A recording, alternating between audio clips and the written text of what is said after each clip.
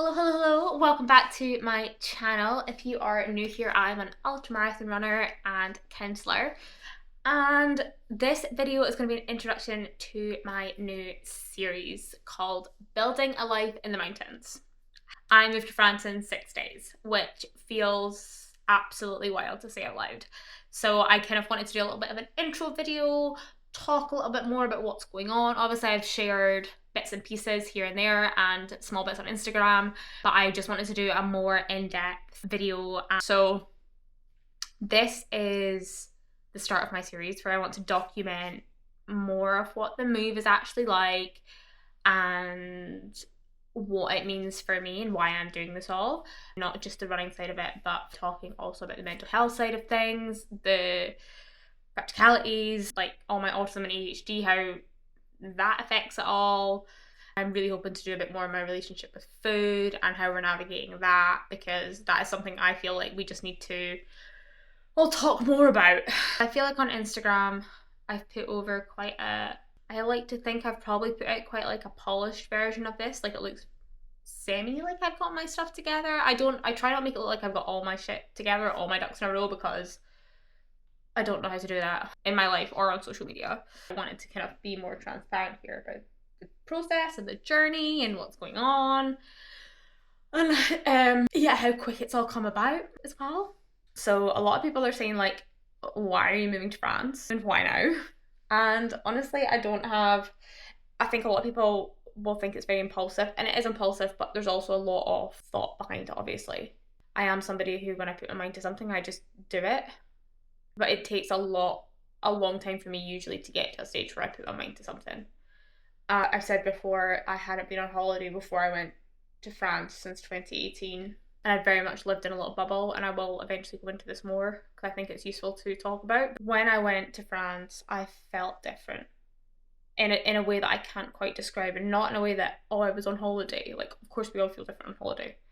Of course we feel different when it's sunny. But there was just something else that I don't know. And then I worried when I went to Lanzarote I was going to feel the same and be like, oh my god, you just want to move to every country you go to. But luckily that wasn't the case. Like, I loved Lanzarote, don't get me wrong, but it wasn't like, oh my god, I have to move here.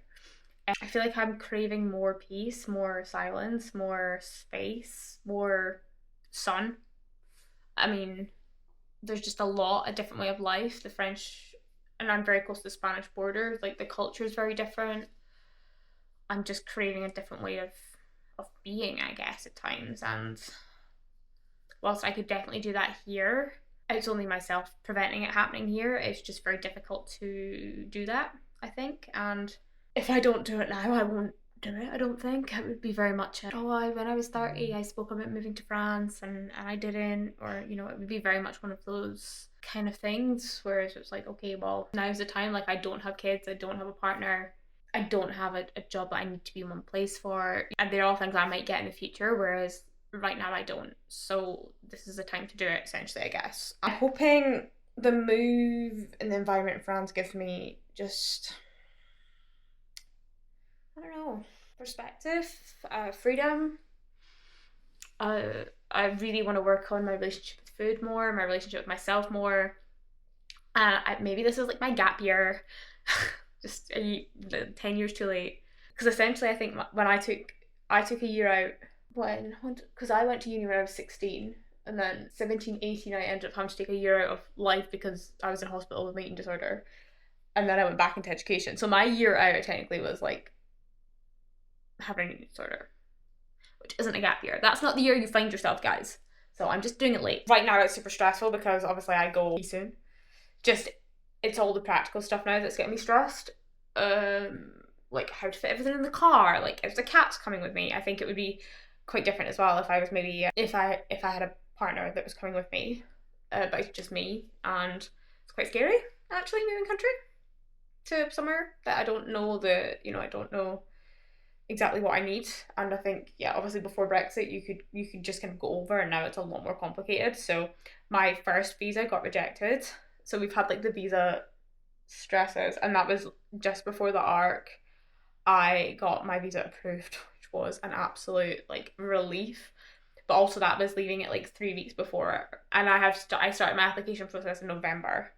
So it's been a long stress with a visa, I would say. I'm glad that that's done. But then it's always that point of like, you only need your visa for so long, and then it's trying to work out a different, for me it'll be trying to work out a different form of visa, I think, if I want to stay. I think a lot of people probably think that I'm like running away from my life here or things, but that is really not the case. I don't feel like I'm running away anymore. I feel like I'm running towards something rather than running away. Like I take all my baggage with me when I go.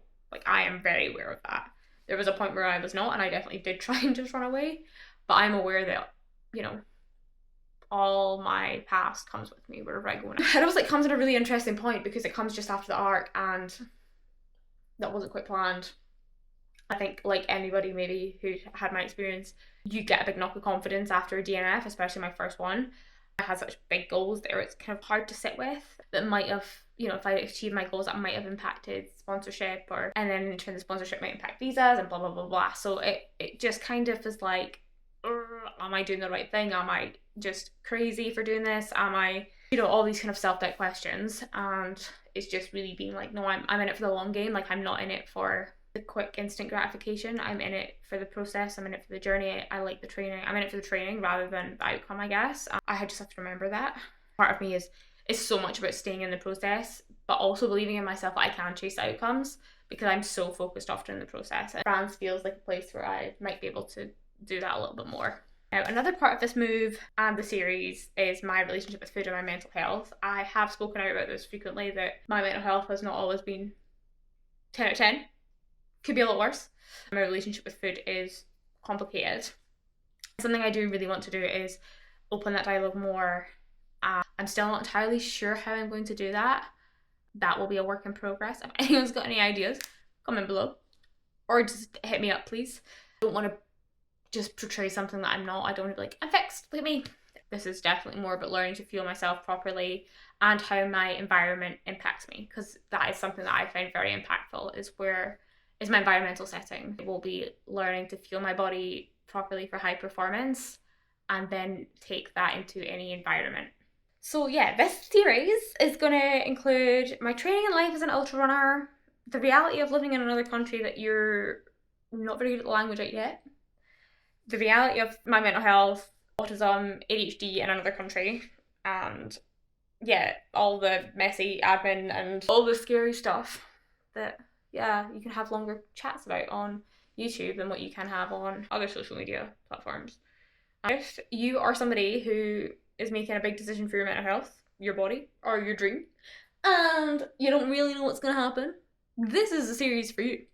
Or you just want to watch somebody try and do life. And yeah, I don't know how this year is going to unfold.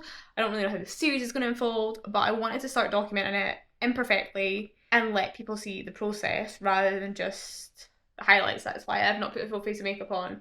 That's why I have not fixed my hair. I have not made myself look any better than I can. I've not made an effort because I feel like we see enough of that and we need to see people that are just real. So if you want to come along for that, I'm really glad you're here. Welcome. Come join the chaos.